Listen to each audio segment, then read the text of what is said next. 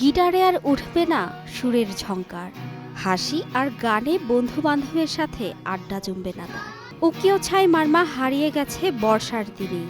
ছুটি হলে গিটারের সুরের তালে মেতে উঠত সে। যদিও স্বপ্ন ছিল বড় হয়ে ইঞ্জিনিয়ার হবেন, একই সাথে সেনাবাহিনীর কাজও কাছে টানত তার। কিন্তু সেসব স্বপ্ন এখন থমকে গেছে।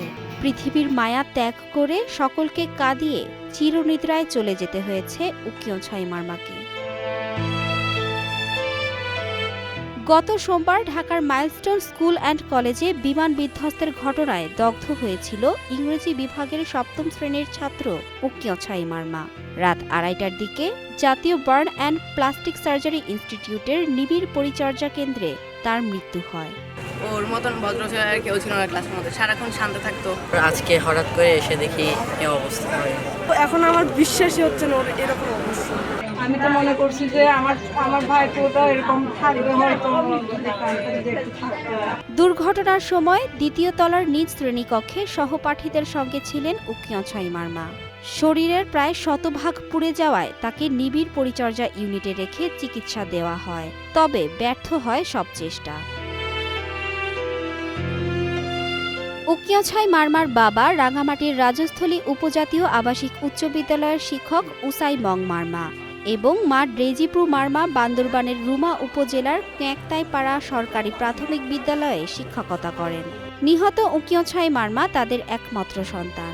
জীবনের একটা অংশ চলে যাওয়ার মতো হয়েছে। আমার একমাত্র ছেলে, যেটা আমি জীবনেও ভুলতে পারবো না। আমার প্রাণের প্রিয় ছেলে ছিল সে। গতকাল ধর্মীয় রীতিনীতি অনুসারে নিজ জন্মস্থানে তার সৎকার হয়েছে।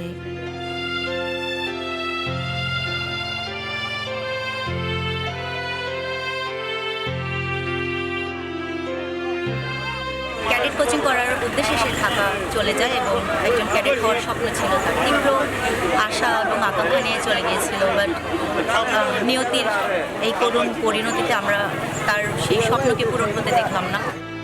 সোমবার ঢাকার উত্তরার মাইলস্টোন স্কুল অ্যান্ড কলেজ ভবনে বিমান বিধ্বস্তের ঘটনায় এ পর্যন্ত ২৯ জনের মৃত্যু এবং শতাধিক আহতের তথ্য জানানো হয়েছে সরকারের পক্ষ থেকে। Mithila Anjum, star news.